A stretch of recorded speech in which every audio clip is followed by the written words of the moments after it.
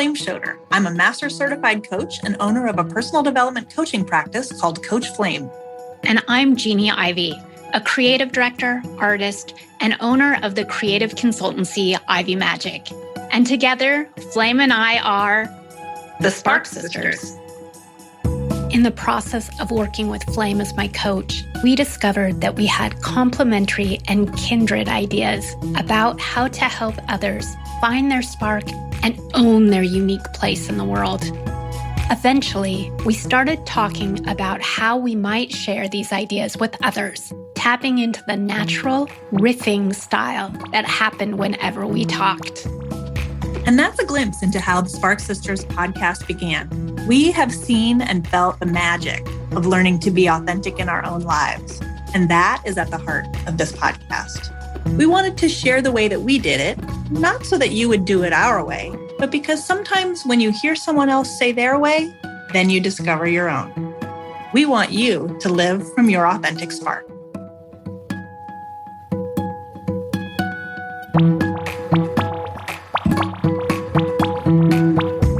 Hi, Flame. Hi, Jeanne. So I'm super jazzed about this episode. Well, I've been jazzed about all our episodes, but as I alluded to at the end of our last episode, the next two episodes are going to be a little bit different. We are going to be diving into our own authenticity stories as a way to sort of help bring some context and even maybe some inspiration to our listeners about what does the path of authenticity look like in an actual person's life. And so to give you a couple of examples of that, we're going to be sharing our stories. And today's episode, we're going to focus on Flame.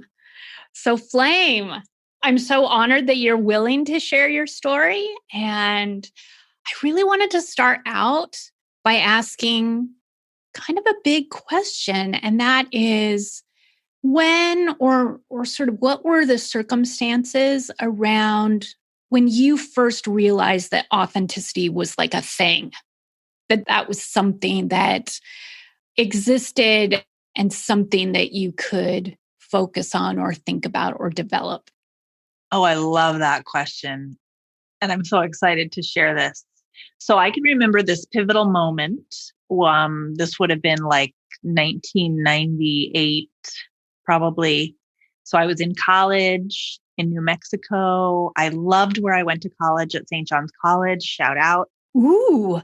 And we were critical thinkers, right? It's a great books program there at St. John's. Mm-hmm. So it's not like going to lecture classes and taking tests. Like we never took a test. So it was activating a very different part of my brain than I was used to as a younger student, where I was more of like, how do you get a straight A? That was my previous. Yep. Right? So it just so happened that my boyfriend that I had had in college, we had broken up. My best friend in college, we had to send her back home. She had to leave campus because it just wasn't working for her. And all these things started ending. And I felt very alone. I was very like a ship adrift in the sea, right? And I remember being in my dorm room. I lived in what we called a suite. So it wasn't a huge dorm, but I was in my little dorm room, in my bed. And I think I was reading an astrology book, honestly. For those of you who don't know, I love astrology. But I had this moment where I went, I want to be happy. So I didn't have the word of authenticity, but I knew that I wasn't happy. Mm-hmm. And something I had just read sparked this idea that it was possible to be happy in this lifetime, on this planet. Mm-hmm. Mm. Having grown up as a kid in rural North Dakota, happiness wasn't really the end game there. Yeah. What I like to call the good German Midwest viewpoint is not about becoming happy, right? You suffer until the end in that viewpoint. And this was the first time that I was starting to break away from this idea that you suffer until the end and you just have to suck it up. And something was occurring in my brain saying, how could I do that? What would have to happen for me to be happy? And then, of course, you can imagine that authenticity started to just follow right on its heels. Wow. And how old were you? 20-ish, 20. Mm-hmm. Oh my goodness. So you have this realization. It starts with happiness. What do you feel like was sort of your next milestone? So then I started to listen to myself a little more acutely Mm-hmm. and really make myself available to take some risks that I might not have taken if I wasn't concerned with being happy, right? I mean, there was a path in my mind about what I was supposed to do next. And I started to let that go and think, okay, well, what do I want? Well, let's fast forward to 9/11. By now, I'm Okay. living in Denver with my new boyfriend. It's lovely. I'm working at a job that's just, it's very much on the track of what I should do to pay my bills or whatever, but Mm-hmm. I don't Mm-hmm. enjoy it. I'm not invested. And again, I'm starting to struggle with, am I doing this forever? Is this my life now? Is this making me happy? Mm-hmm. And then 9/11 happened, and I began to really question, what's next? It was one of those pivotal moments for most of us, right? Where I had to look and see, is this the life I want to be living? Because those people who were in those twin towers, they didn't get a choice about what tomorrow has. Yeah. Yeah. I get one. And I remember my then boyfriend and I had a bunch of money saved, and I proposed to him this idea that we split the money in half and we each do what we want to do with it. Oh. So it was like, I don't know, $1,500 or something, which, when you're 20, Yeah. 22, that's a lot of money.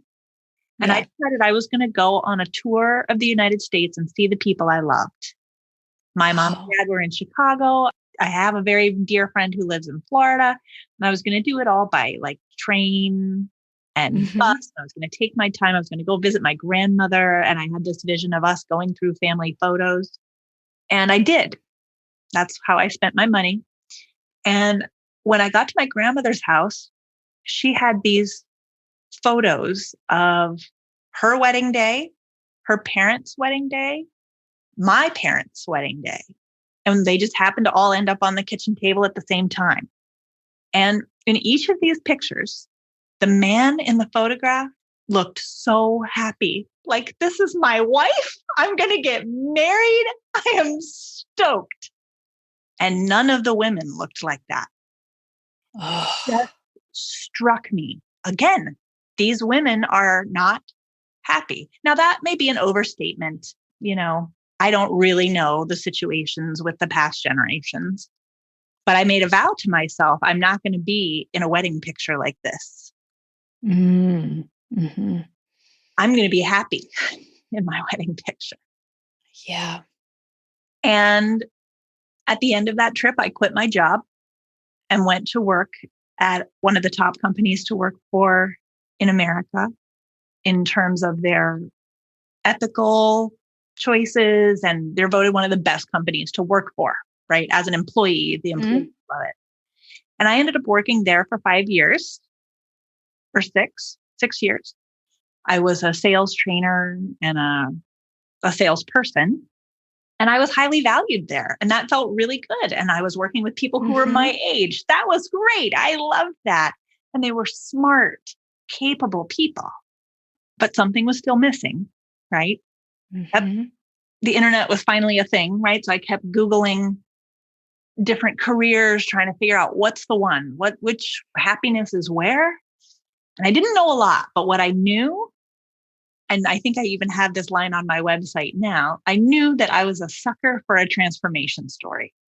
Mm-hmm. That's what I knew. Like the movies I could watch over and over again, it was where someone changed of their own volition. They stepped into their happiness and they found their authenticity, right? And I just love that. And so at first I thought, I'll become a body worker. That's what I had heard. Okay. Things like Rolfing, they transformed people. And I thought, that's cool. The thing is, I'm not that good with my hands. I don't have great hand-eye coordination. I just couldn't really see myself doing it well. Mm-hmm. And then, the universe is funny. I actually went on a date with a man who I thought was just magical at the time. And he had this book on his nightstand called The Way of the Superior Man by David Dada. And I picked it up looking at it, and I loved it. And I've never done this before since I said, I got to go. I went home. I played hooky from work. I went straight to the bookstore, bought the book, went home and read it cover to cover. And I loved it. It was all about the masculine energy and the feminine energy and how did they play together and what did each really want. And I'd never thought like this, but I could see that my happiness was much more feminine than I had been giving it credit. Oh, interesting.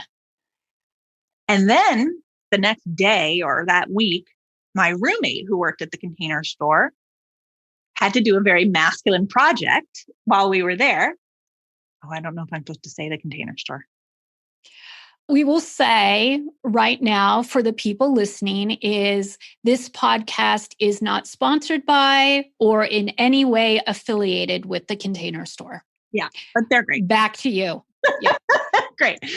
So anyway, my roommate was working at the Container Store and she had this hard project and she was sort of complaining to me like, oh, Flame, I just don't want to do this.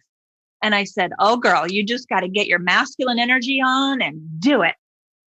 And she kind of rolled her eyes at me. She didn't want to hear it. Yeah.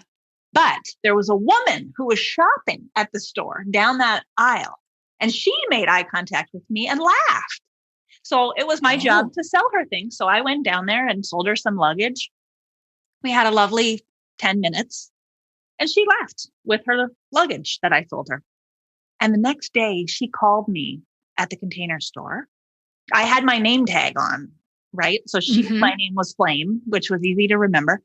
And she called and she said, I don't want you to think I'm stalking you, but this is my name. And I just loved our conversation yesterday. And if you're willing, I'd like to become your mentor. What? Yeah. And I was, a 23-year-old intelligent, capable person working in a retail store. I mean, nothing against it, but I felt a real disconnect. So, of course, I said yes, because I was feeling that disconnect between what I felt in my heart would make me happy and where I was. And that led me to coaching. What that woman was really doing with me was coaching. We didn't even call it that then, right? Because coaching wasn't even a thing. But that's what she was doing. And she literally picked me up out of my existing state and plopped me on the path of authenticity. That's incredible. That's like a cinematic story. You just feel like that's a movie plot. Yeah, it feels like a movie. That's amazing. Mm-hmm. Yeah. All the tiny little things that had to come together for me to end up in that place and be receptive in those ways. And how the universe knew that that was what would make me happy, I don't know, but I am so very grateful. That's incredible. So listening to you tell your story, what I'm curious about is how do you think your happiness is reflected in or in alignment with the fact that you're a coach? And how does your authentic self align or is reflected in the fact that you're a coach? The kind of coaching that I do is transformational.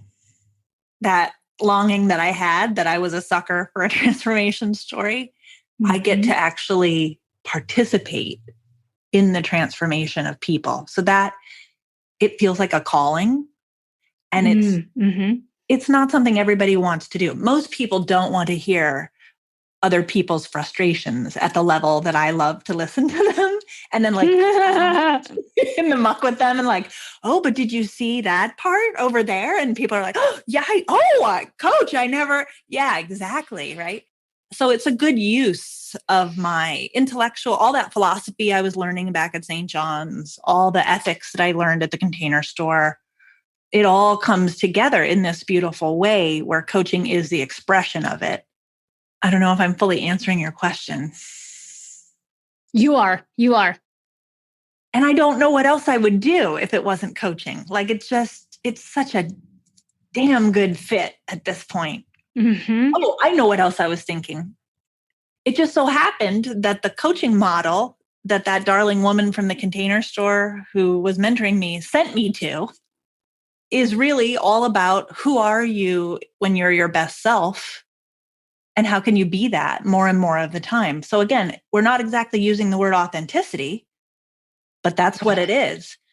So long before I read Brene Brown and started to connect up these ideas of authenticity, I had been practicing having integrity Yep. with my highest values. So those, I mean, if they aren't the same, they're kissing cousins right parallel with each other. And what I realized is how satisfying that was and how much more fun life is from that place, and how that gave me a kind of direction.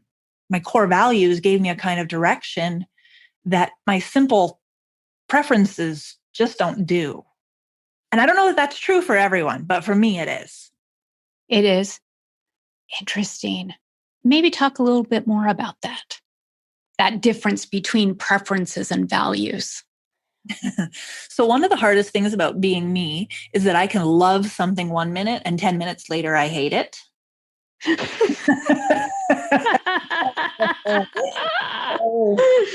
Just ask my mother. I'm sure that made her so very frustrated when I was a little girl. But I've come to recognize that pattern. So for me, following what I want has always felt like a very slippery proposition. Like that wasn't going to get me somewhere solid. That wasn't going to be sustainable over a long term. So I needed something else in my life as my handlehold when a decision needs to be made or a path needs to come clear. And until coaching with my master coach, Maria Nemeth, I didn't have it.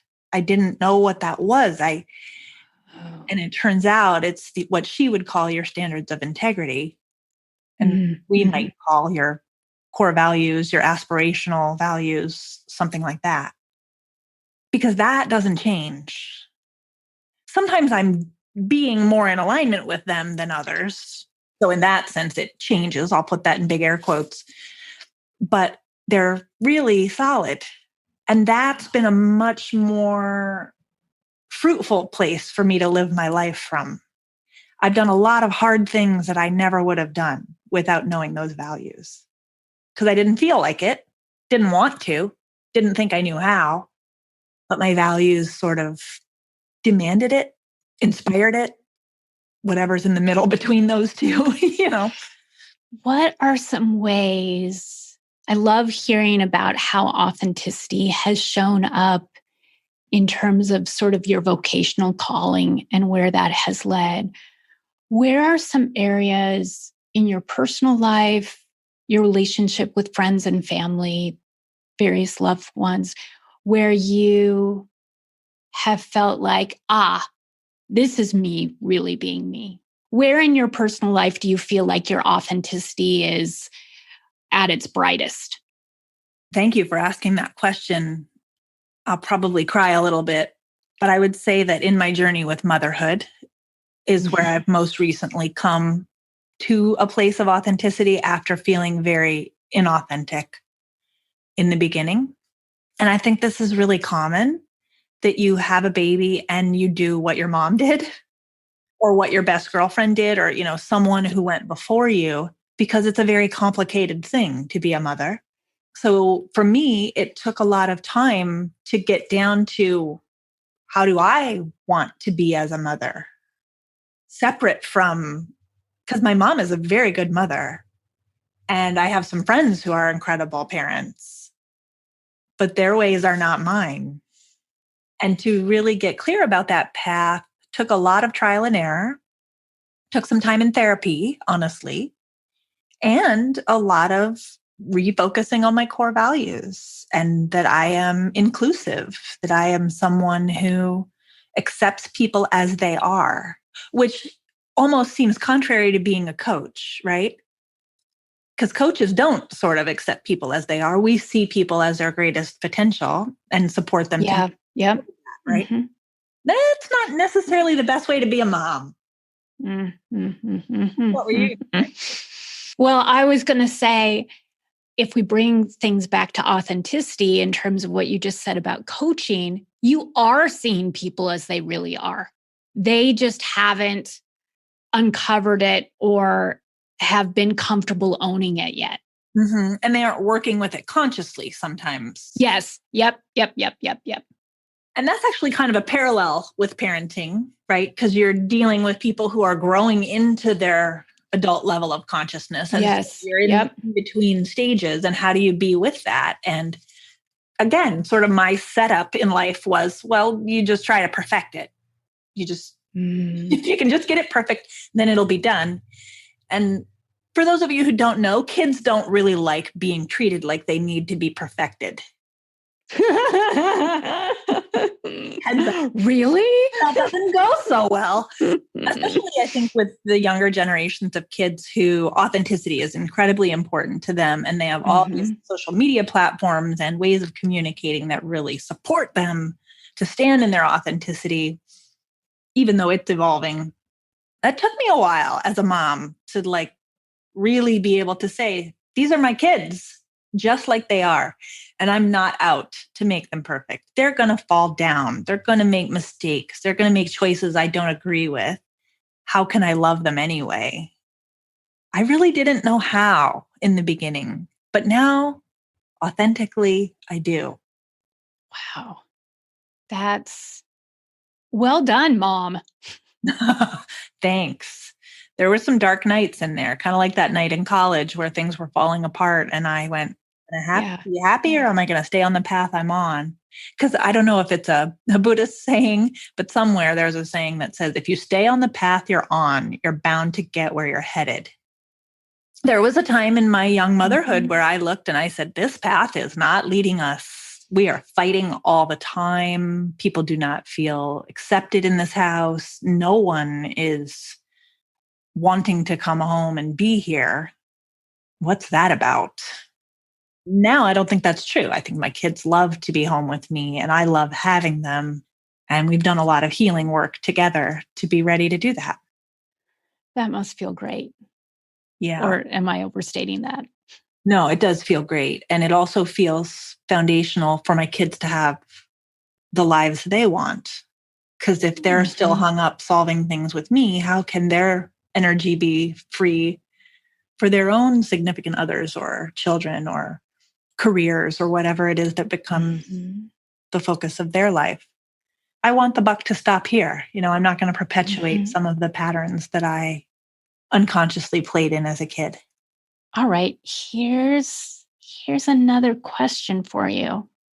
Answer this however you want to answer it. Like if you are like, I'm only at this point ready to be like a little authentic, that's fine. What are some ways where you don't feel like your authenticity is quite as dialed in yet that you are hoping to working on growing into?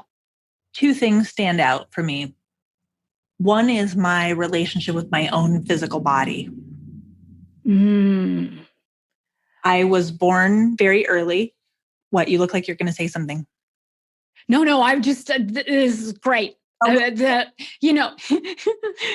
going. Yeah. How many of us women have issues with our bodies? Yeah. Right. There you go. And I'll be 43 this year. I'm by all standards in fit physical condition, but I was born very early and I have had some vision problems. And I've talked before on this podcast about my hearing problems. They're part of being born a baby with a not fully developed nervous system. And so I'm only starting to put together the pieces of the puzzle of how that's really shaped me as a human being. And I've met this incredible body worker. Again, my story is kind of coming full circle here, but a body worker and yoga teacher who's supporting me to make a better relationship with myself, my physical self. Because much like with my kids, my old posture toward myself was, get it right, kid. Quit doing these things that are wrong. You need to get it right. And it can be very critical and cutting. And it's not just saying that. Wow, it makes my whole stomach hurt. Yeah. And it makes me tired. And that's been one of my big struggles. I've been tired most of my life. But right now, I'm not for the last, let's say 3-4 months.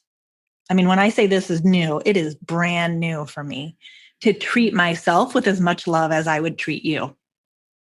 So that's one. And then the other big deal for me is in the arena of intimate relationships, dating. Mm-hmm. I have had a lot of confusion about how to do that well, given that I don't control the other person. And I would really like to. in my in my default self, in my small self, I would really like to control the other person. And if he could just be perfect, then I could finally relax. And boy, you can imagine that doesn't go well either. So shifting off of that whole line of thinking, realizing that that's not a solvable anything, and instead turning back to my core values, my standards of integrity, and looking at who do I want to be in a relationship? How do I want to feel with the man in my life? And how can I have boundaries that get me closer to that with the right people and let other people live their own lives separate from me? Continuing an ongoing discernment process there. I feel like I fall down in that arena daily, but I'm learning to get back up. As long as you're learning, then that's great, right? It is for me. I mean, that's sort of the crux of my life is grow or don't, but I love to grow. That's an authentic action for you, is continuing to learn and getting back up. And our mutual friend Leanne once had me do this exercise where you write down the 3 movies that you could just watch over and over and over again. Have you ever done this? I haven't. You write down the 3 movies you could watch over and over, and then like, what is it that you love about it? Or what are the themes in it that just draw you in again and again? And then whatever the theme is that's across all 3, that's probably the theme of your life. Oh. And what I got out of that exercise is that the theme of my life is that unconditional love changes things for the better. Yeah, that was a great moment, realizing, putting that into words. So the little mantras like that too have added to my authenticity, because then I realize anywhere where I'm not feeling unconditionally loving, or I truly do not have the capacity to love unconditionally, that's where my work is. That's where to grow. And it isn't easy. I mean, the brain wants conditional love. Thank you. I'm going to. Yeah, right. It's a much more heart-centered practice to try to get to that place of unconditional love again and again and again. Do you feel comfortable sharing what the 3 movies are, or are you just going to leave that in the vault? One of them was Beauty and the Beast. You know, that's my favorite. Yes. Sleeping with Other People. And I'm trying to think what the other one was. Oh, it's a movie called Maze, M-A-Z-E. Oh, I've heard of that, but I've never seen it before. Oh, it's beautiful. Beautiful. It's a love story. I love love stories. I love love. Mm-hmm. Yeah. So Maze, Beauty and the Beast, and Sleeping with Other People. You're talking about authenticity and giving movie recommendations. I love it. Thank you. I also love A River Runs Through It, but it's a little different. Well, none of us are all one thing. That's right. So I guess I just am curious now, what are any other sort of thoughts that you have about your journey with authenticity, or where you want to go next, or things that you've learned in the process of becoming your authentic self? One of the biggest things that I've learned is this connection between authenticity and vulnerability, right? To be authentic is scary at the level of a 10, you know, that you could put yourself out there authentically and the world could say, no, not that, would be the worst thing ever. And I've come to accept that and to even anticipate, like, okay, I'm about to present this new class, or I'm about to post this new post, or I'm about to, make a move in an intimate relationship. Ooh, and my heart will start to pound and I'll start to sweat. And what I realize is that at the moment that we make a choice like that, the first thing to happen is that our emotional intelligence about the situation just goes out the window. It's gone. And we go right back to our instincts. And for me, that's always a freeze, right? If fight, flight, or freeze are the basic flavors of instinct, I'm a freezer. And then I will do nothing. I will wait anxiously. And what I finally realized, and I just put words to this recently, the goal is not to deal with the fact that I've lost my emotional intelligence about the situation, which is what most of us try to do, or like try to solve the feelings I'm having. The goal is just to get back to having some emotional intelligence about the situation. And then you'll be able to move forward. Say that again. So when you're about to be authentic, you feel vulnerable, which kicks in your instincts. And instincts erase your emotional intelligence. That's sort of the classic dichotomy between the amygdala and the prefrontal cortex, right? And the goal is not to change the situation or change the goal or for me to be different. The goal is simply to re-access my emotional intelligence. That's it. That seems pretty huge. How do you do that? Well, I'm biased, but in my experience, you get coached. It's a process of observation and shifting, right? It's not a lot of analysis. There's not a lot of digging deep about what, because that would be more of trying to solve the problem. Yeah. It's, it's the recognition. Oh, I'm about to be authentic and I feel vulnerable about it. This is how I roll when that's about to happen. Hi, brain, and then just like set it down. One of those things that is simple, but not easy. Yep. But the more we grow that muscle of being able to just set down, for me, my freeze response, like, oh, yep, this is where I would normally freeze. Yeah, that's to be expected. When you're about to be authentic, that's the way it happens. Nevertheless, I'm going to take the next step. I'm willing to take a little risk, which is the very definition of being vulnerable, right? Emotional exposure. And that's usually where the really satisfying, sweet, harmony-filled, joy-filled experiences are, is right on the other side of that. Oh, Flame. Thank you so much. This is just wonderful hearing your story. Thank you for listening. It really makes me feel good to be able to share it. Good.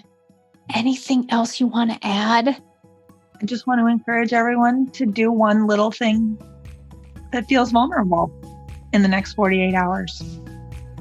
Something small. That's a beautiful assignment. I love it. Thank you so much, Flame. Thank you, Jeannie. Thanks for listening to this episode of the Spark Sisters. Today's episode included editing and original music from Podcast Edition. You can find them at podcastedition.com. If you'd like to learn more about this series or connect with us, visit sparksisterspodcast.com.